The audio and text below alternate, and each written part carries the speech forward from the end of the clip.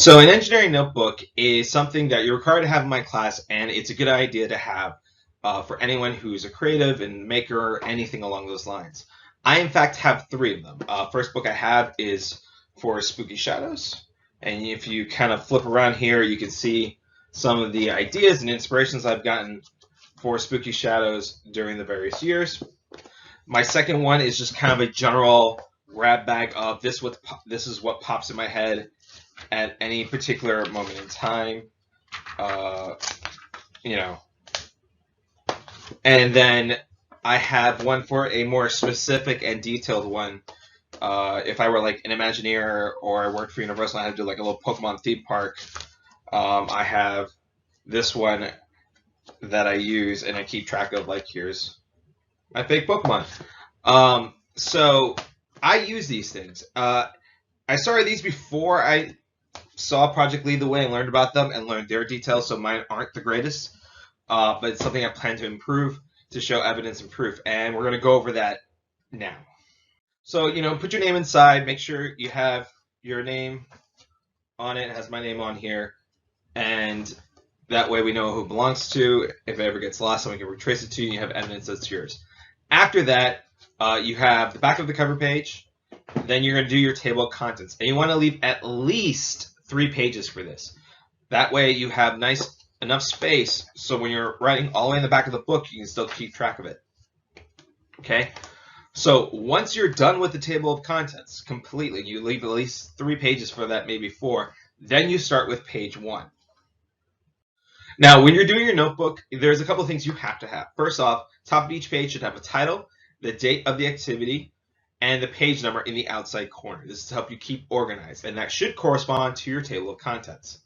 I did not do that at the beginning, and that's why I get confused sometimes when I'm flipping through my notebook.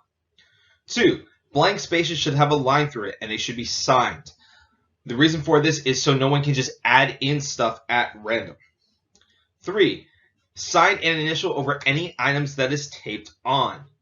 4, signature at the bottom of each page with the date of the page was filled. Okay, again, this is used as proof and shows you your work and how it's progressed over time. So a couple of things we ask ourselves. What is an engineering book? Why do we keep it? Who usually keeps one? Contents, the sections, the standard page layout, best practices, and I'll show you some examples throughout history and show you that, yeah, everyone uses this. So an engineering notebook is a book where someone formally documents their work in chronological order and all of his work that's associated with that specific design project.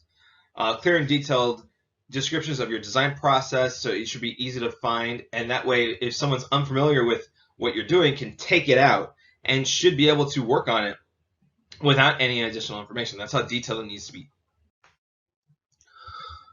So first off, an engineering notebook is a legal document that is used in patent activities. So if you have an idea and someone steals that from you, you have an engineering notebook that proves that these are the ideas that led to the solution. It proves the events or ideas occurred and the time it happened, proves that you have worked it out and thought it through, and it shows you when an idea became a working solution.